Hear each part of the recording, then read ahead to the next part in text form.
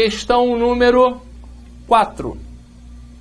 Questão também daquelas que, se você fez lá ato administrativo alguma vez na vida comigo, você deve ter visto que eu chamo a atenção para essa controvérsia em relação aos atributos tanto do ato administrativo quanto do poder de polícia, porque ambos vão compor essa ideia de que nos seus atributos ou nas suas prerrogativas nós temos executoriedade ou autoexecutoriedade e imperatividade. O pessoal confunde muito. Eu sempre falo assim, olha, as questões, elas vão utilizar sempre a receitinha de bolo, expressãozinha pronta, clichê. Utilizou essa expressão, autoexecutoriedade. Se você não entendeu, obviamente, durante a explicação, ainda não caiu a ficha. Então, essa expressãozinha aqui, ó, autoexecutoriedade. Essa expressãozinha aqui, imperatividade. Aí eu falo sempre assim, olha, a autoexecutoriedade está ligada com a produção de efeitos. O ato, ele tem autoexecutoriedade porque os efeitos pretendidos com a sua produção, eles podem ser atingidos diretamente com a atuação da própria administração. Então ela faz o ato e vai buscar aquilo que ela pretende com suas próprias forças. Em certas circunstâncias, até utilizando da força pública, na medida do necessário. Então uma fiscalização de utilização de espaço público é algo que vai atingir liberdades individuais, vai atingir propriedade, e muitas vezes, e que a administração pode fazer com suas próprias forças, se necessário, utilizando de força pública. Isso é autoexecutoriedade, está ligado ao quê? Produção de efeitos. Ela não depende do auxílio de um outro poder, muitas vezes para entrar na esfera de liberdades e direitos do indivíduo, para preservar um interesse público maior. Então, por exemplo, ela não precisa de uma autorização de um juiz para interditar um prédio que está a ponto de ruir. Ela interdita, ninguém sobe, né? Todos descem, ninguém sobe, porque isso aqui está correndo risco. Enquanto não for avaliado adequadamente, ninguém sobe. A administração pode fazer isso. Né? É claro que ela tem que fazer isso devidamente justificando seus atos, mas ela não depende do auxílio de outro poder. Tem algumas exceções que a gente fala em aula própria, mas enfim, essa questão aqui ela fala do outro atributo, que o pessoal confunde com a autoexecutoriedade, que é a imperatividade. Clichêzão de imperatividade. Os atos da administração pública se impõem ao indivíduo independentemente da sua concordância ou não. Eu não quero saber se você concorda ou não concorda que a rua vai ficar interditada. Ela vai ficar, ponto final, e você vai ter que se submeter. Se você não se submeter, você vai resistir. Se você resistir, você está passível das sanções previstas em lei, das medidas, né, de coerção ali estabelecidas. Então, imperatividade e coercitividade, que são sinônimos, essa banca aqui utilizou a imperatividade. Vamos dar uma olhadinha aqui na nossa questão. Olha lá. O atributo que autoriza o poder público a editar, você pode chamar de característica, tá? O atributo que autoriza o poder público a editar atos administrativos obrigacionais que interferem na esfera jurídica de administrados, independentemente da sua aquiescência, independentemente da sua concordância. Se ele tivesse colocado aqui que vai produzir os seus efeitos automaticamente com as forças da própria administração, independentemente da atuação do Poder Judiciário, seria a autoexecutoriedade, que utilizou a questão da busca dos efeitos. Ela faz e vai buscar. Agora, a imperatividade é uma força própria do ato, abstrata, que se impõe, ponto. Você tem que observar. Não concordo com isso. Não vou saber se concorda se você não concorda. O problema é que você é impositivo, você vai ter que se submeter. Não concordo que tenha que exigir receita para comprar antibiótico. Você pode não concordar à vontade. Mas se a lei for aplicada da forma como tem que ser, você não vai comprar se não apresentar a receita. Isso é imperatividade, é a força que o Estado tem. É o poder de império, é o poder de coerção sobre o indivíduo para, em tese, buscar aquilo que seria satisfatório ao interesse coletivo. Beleza? Então tá aí. Denomina-se o quê? Exigibilidade não, presunção de veracidade não, coercibilidade não, autoexecutoriedade não, imperatividade foi o gabarito. Ora, infelizmente, ele colocou esse nome aqui também, tá? E aqui realmente a gente ficaria numa dúvida cruel, tá? O tradicional é imperatividade. A coercitividade talvez, né, não sei exatamente de que maneira que essa banca aí, ela enfrentou essa distinção, porque a teoria tradicional equivale, mas, né, o termo mais utilizado, mais chama mais atenção, é a imperatividade. Pequenas divergências em autores, mas para concurso tem-se utilizado a mesma linha de raciocínio. Na prova, o que fazer? Olha, o tradicional é a imperatividade, mas cabe recurso? Cabe recurso. Como a banca ela não disponibilizou aí acessos a recursos, ela deu o gabarito lá e pronto, a gente fica meio sem muito argumento para ver de que maneira que ela se posiciona. Então é aquela história, visão de banca. Se vier isso aqui na sua prova, você vai marcar imperatividade, que foi o gabarito aqui, tá? A gente fica incomodado nesses momentos, mas não tem jeito, né? Caberia um recurso? Caberia. E óbvio que eu ajudaria a fazer se estivesse trabalhando direto na prova. Nesse agora nós vamos estar, então vamos ficar monitorando ali bonitinho. Bom, questão 5. Sentença judicial declarou ilegal a demissão de servidor público municipal estável, servidor 1, resultando no seu retorno ao cargo efetivo que ocupava. Quem tem experiência, lê isso aqui, já sabe o que vem. Já olha, e lá vem isso de novo, que isso cai toda hora. Os bancas adoram, essa aqui não se mostrou diferente. Ela pegou lá o artigo 41, parágrafo 2º, da reintegração do servidor estável demitido injustamente do serviço público, reconhecido em sentença judicial. Ele volta para o cargo de origem e o eventual ocupante, segundo diz a própria Constituição, se estável, será reconduzido ao cargo anterior, será posto em disponibilidade ou aproveitado em outro. São as 3 possibilidades que lá existem, sem direito à indenização. Vamos dar uma olhada aí. O cargo estava sendo ocupado por outro servidor público, eu estou aqui agora, tá? O cargo estava sendo ocupado por outro servidor público municipal, servidor 2, que também era estável, mas originário de outro cargo, para o qual também retornará. O retorno do servidor 1 e do servidor 2 aos seus cargos é denominado reintegração e recondução, respectivamente. Aí você vai encontrar isso lá no artigo 41, parágrafo 2º da Constituição, uma questão tradicional. Quem está bem preparado, quem vai disputar a vaga, quem conhece o direito administrativo, acertaria isso aqui com uma certa tranquilidade. Ok? Vamos puxar um pouquinho, que o nosso tempo aí já foram 35, e estamos chegando à metade. Próxima questão aqui, questão sobre atos administrativos, não é isso? Isso aí. Ato administrativo, onde, ao que me parece que vai ser trabalhado a partir dos seus elementos. A gente sabe que para estudar ato administrativo é bom estar bem compartimentado na mente, como que ele funciona. Nós temos aquele estudo dos elementos ou requisitos de validade, competência, finalidade, forma, motivo, objeto, COFIFOMOB. Tem a motivação, que está por ali, né? Por ali não é elemento, mas ela também serve como um mecanismo de aferição da validade. Então você tem que centrar a ideia de que é por esses elementos que nós verificamos se o ato é válido ou inválido. Se está tudo ok, o ato é válido, não há que se falar em qualquer medida para saneá-lo. Ele é legal, é jurídico. Se há um vício em um deles, aí o ato já é inválido, o ato já é passível de anulação ou convalidação, conforme a natureza do vício. Depois tem o estudo dos atributos, que eu citei aí ao menos 2 deles tradicionais. Ainda tem a presunção, tem a tipicidade. Depois o estudo da extinção, muito frequente em prova, anulação, revogação, cassação, caducidade, com destaque, né, para anulação e revogação. Tem a convalidação, que é um estudo à parte, que é a manutenção do ato que foi produzido ilicitamente, quando isso é possível, preenchendo os requisitos. Depois tem classificação e espécies. Essa aqui é uma questão que está indo pelo primeiro ponto que eu coloquei, que é a questão dos elementos. Então, olha lá. O ato administrativo é formado a partir de certos elementos. Dentre os elementos do ato administrativo, está uma questão tradicional.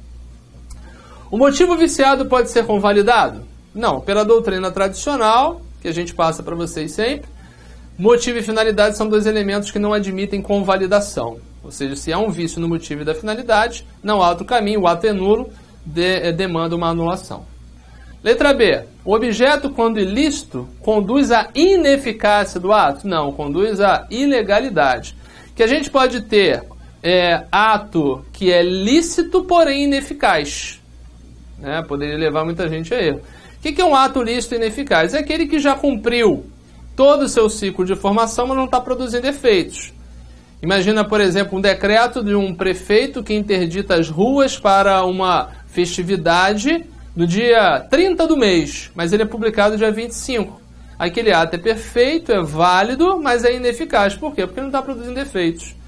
E talvez nem produza, dependendo do que acontecer até lá, porque ele pode ser revogado. Tudo bem? Então, quando ilícito, ele é inválido, ele é ilícito e não ineficaz. Né? Quando o objeto, quando ilícito, vai levar a um ato ilícito também, ou inválido. Letra C. A finalidade é o efeito jurídico imediato que o ato produz. Isso aqui é o objeto. O objeto é aquela modificação que efetivamente surge no cenário jurídico. Eu costumo dizer que o objeto é o ato em si. É a licença, é uma permissão, é uma aprovação, uma homologação, uma nomeação, um edital, enfim, é o ato que surge modificando alguma coisa no cenário do jurídico, uma aposentadoria, uma demissão, tá? Então, letra C errada. Letra D. A finalidade é o que permite o controle da administração pública quanto ao desvio de poder. Olha aqui, lembra daquela questão? Percebeu, né? E gosta de falar disso aqui. A finalidade de interesse público, se for desvirtuada, vai levar à satisfação de um interesse privado em detrimento do interesse público, e isso acarreta o quê? Desvio de poder. Tá? Por isso que eu falei.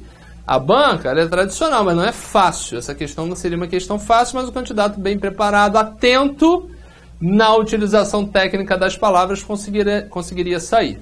Tá? Esse vai ser o nosso gabarito, mas vamos ver aqui. A forma não é essencial? Claro que a forma é essencial. A forma é um elemento, inclusive, taxativo. Ela pode ser convalidada, mas é um elemento que vai estar descrito na lei. É o princípio da solenidade das formas. Os atos da administração eles precisam ter uma forma pré-estabelecida para que gere uma certa segurança. Para que você saiba que ele foi produzido da maneira como teria que ser, ele pode ser objeto de comprovação futuramente. Então, em regra, a solenidade é porque ele é escrito, ele tem que ser reduzido a termo. Então, as leis vão delimitar a forma.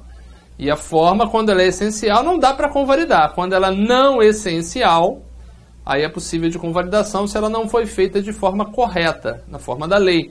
Mas aí, ela, em tese, vai ser tornada adequada quando convalidada. Tá?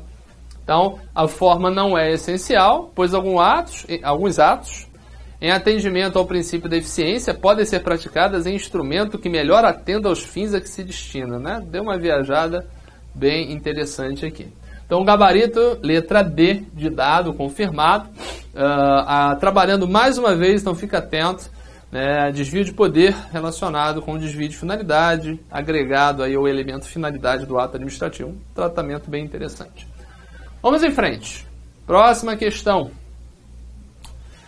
Sobre os poderes da administração pública, analise os itens a seguir e assinale a alternativa correta. Então, mais uma vez, poderes da administração. Letra A. O exercício do poder disciplinar está dentro do que tem sido chamado de reserva da administração.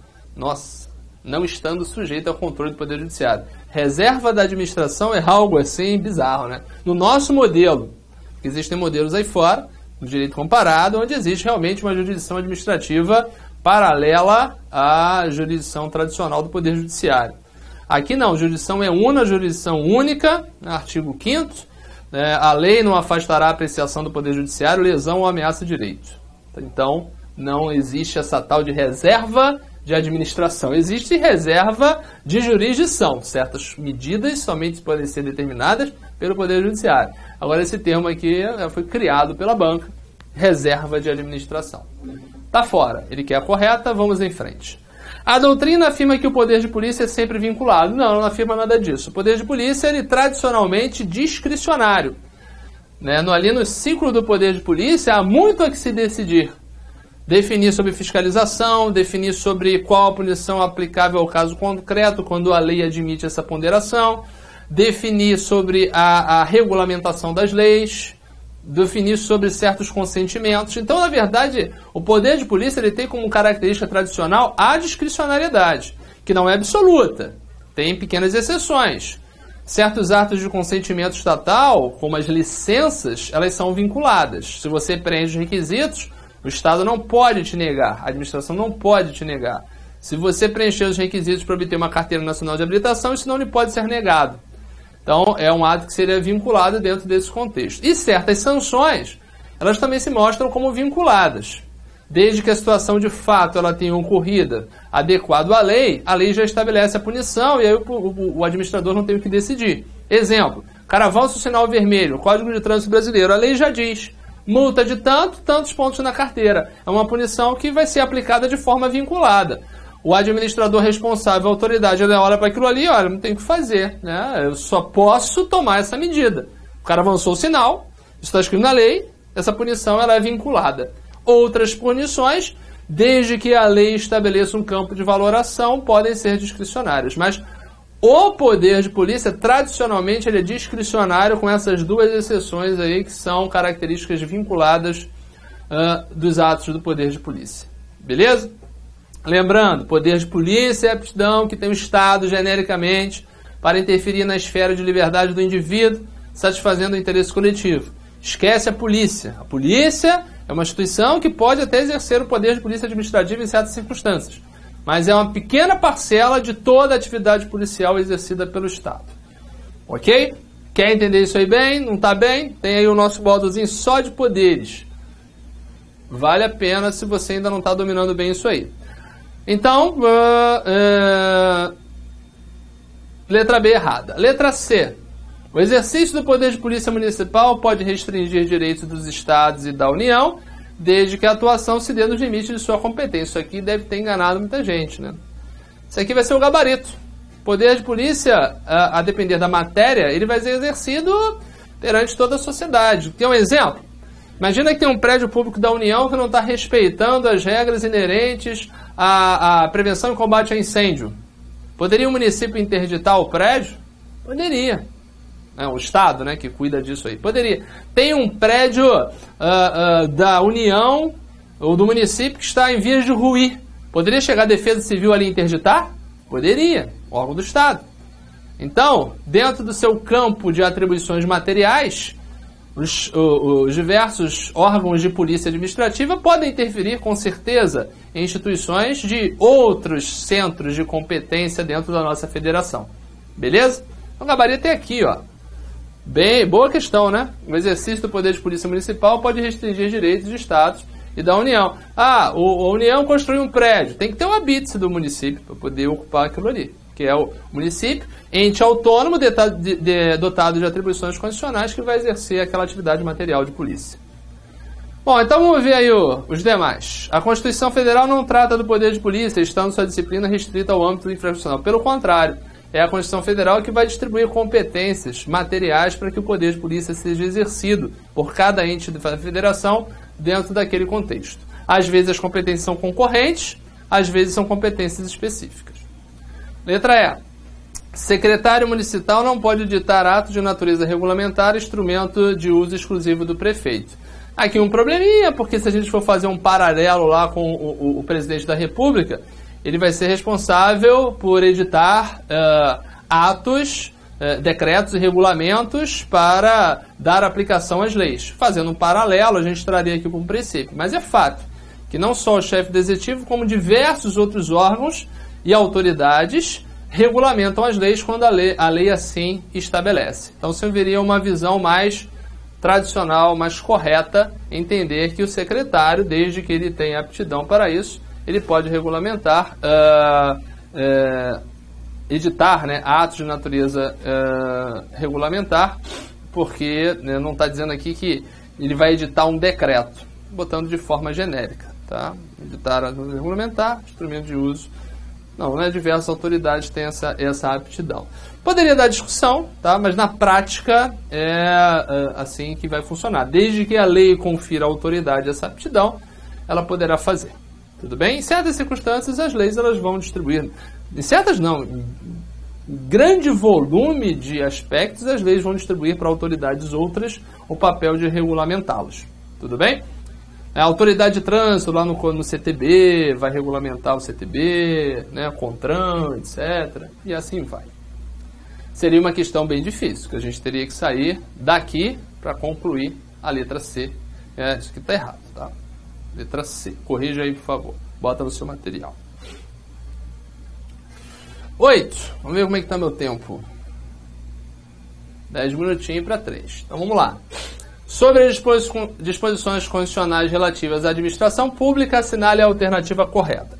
Essa questão aqui, eu já passei por ela, é uma questão que leva em conta um copiou-colou da Constituição Federal no aspecto remuneratório. Né? Quem já trabalhou comigo em matéria sabe que tem um momento lá que vamos falar do sistema remuneratório dos servidores públicos. Pois é basicamente em cima disso. Tá pedindo para marcar o quê? A correta. Aqui é o artigo 3711, copiado, colado, misturado, que fala do teto. Então vamos lá, letra A. A remuneração e o subsídio dos ocupantes de cargos, funções e empregos públicos da administração direta, autárquica e fundacional, dos membros de qualquer dos poderes, dos detentores de mandato eletivo e dos demais agentes políticos e os proventos, pensões ou outra espécie remuneratória percebidos, cumulativamente ou não, incluídas as vantagens pessoais ou de qualquer outra natureza, aí ele copiou, né, até aqui. Não poderão exceder o subsídio mensal do prefeito no âmbito do executivo e dos vereadores no âmbito do poder legislativo. Bom, enfim, o teto é o ministro do Supremo Tribunal Federal, subsídio mensal espécie, e mesmo se a gente for pegar o subteto dos municípios, é o do prefeito que vai estar lá. Não se fala dos vereadores, então depois verifica aquele texto gigante do artigo 37, inciso 11, que fala do teto. Essa parte final aqui está equivocada, letra A, errada. Letra B. Os acréscimos pecuniários percebidos por servidor público não serão computados nem acumulados para fins de concessão de acréscimos ulteriores de mesma natureza. Ao que parece, né, a letra B aí, ela está correta. Vamos avançar para ver os demais. Na verdade, ela tem aqui um complemento, tá? Não precisa ser de mesma natureza. Acréscimo de outras. Vamos seguir aqui. Chato. A criação de subsidiárias de empresa pública e sociedade de economia mista pode ser feita pela edição de decreto de autorização. Aí não, tem que ter autorização legislativa. Decreto é ato administrativo. Então, letra C errada. Letra D. Aí você pode anotar aqui o artigo 37, inciso 20 da Constituição Federal. Aqui 37 e 20. A autonomia gerencial, orçamentária e financeira e política dos órgãos e entidades da administração direta e indireta poderá ser ampliada, mais uma vez, né, mediante contrato a ser firmado entre seus administradores e o poder público, que tenha por objeto a fixação de metas e desempenho para órgão ou entidade.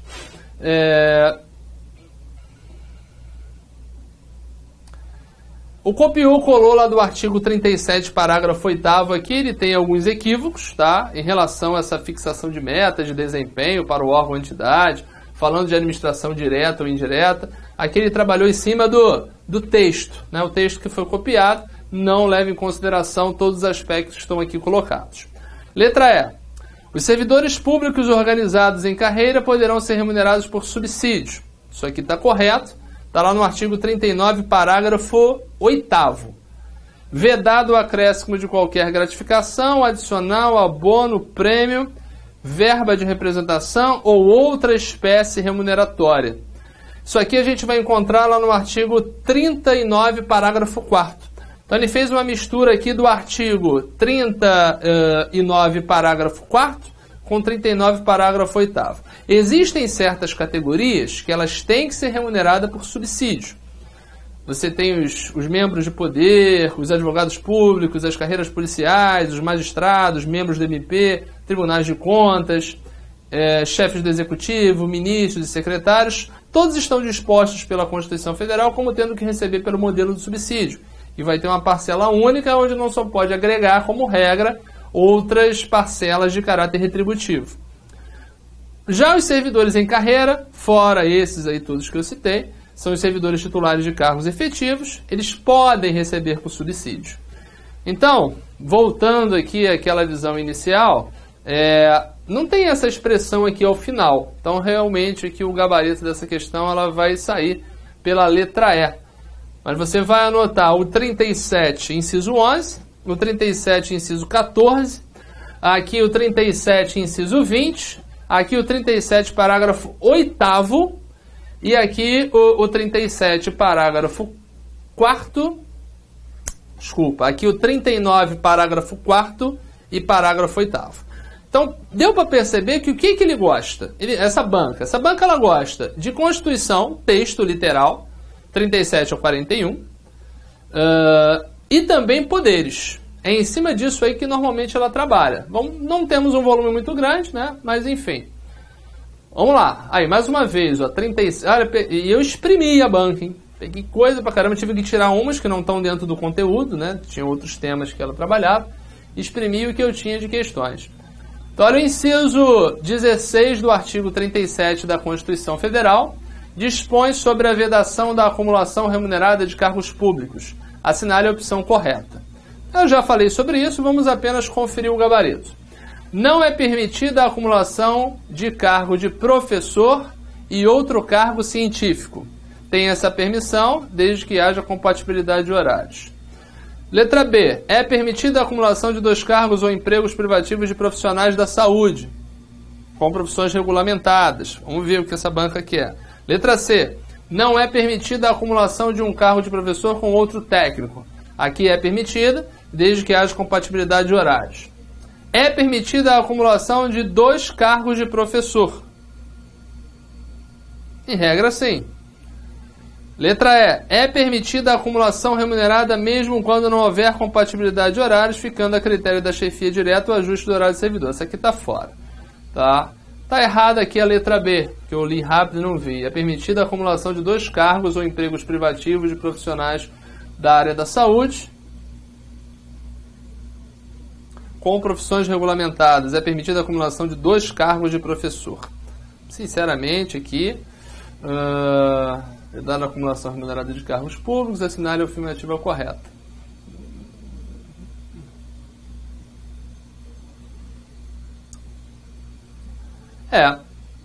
Realmente eu até vou olhar aqui qual é o gabarito dessa, que eu não tinha lá não, tá nesse aqui. Provavelmente ele botou esse termo emprego aqui, que está equivocado. Tá? Seria permitida a acumulação de 2 cargos privativos de profissionais da área da saúde. Mas, sinceramente, é uma forçação de barra pegar nessa literalidade, mas foi aqui que ela pegou. Tá? Não deu uma abrangência. Seria razoável que ele colocasse aqui também que desde que exista compatibilidade de horários. Mas, enfim, né, cuidado com essas literalidades aqui. Vamos para a nossa última. Meu tempo já está esgotando. Durante regular fiscalização, fiscais de determinada municipalidade identificaram que um estabelecimento comercial do setor de bares e restaurantes estava utilizando indevidamente a calçada para instalação de mesas e cadeiras. Os agentes municipais, considerando que estavam devidamente autorizados pela lei, no correto desempenho de suas funções. Bom, aqui dá para perceber que é uma atuação inerente ao poder de polícia. Esse poder de polícia vai conferir a possibilidade da adoção de medidas por esses agentes públicos no que tange a sua perspectiva externa, ou seja, atingindo os indivíduos, restringindo bens, direitos e atividades. Vamos ver o que a questão nos traz aqui. Letra A. Interditaram o estabelecimento no exercício de seu poder de tutela administrativa? Não há esse poder inerente à relação com o administrado. O poder de tutela ele é interno, entre entidades da administração direta e indireta.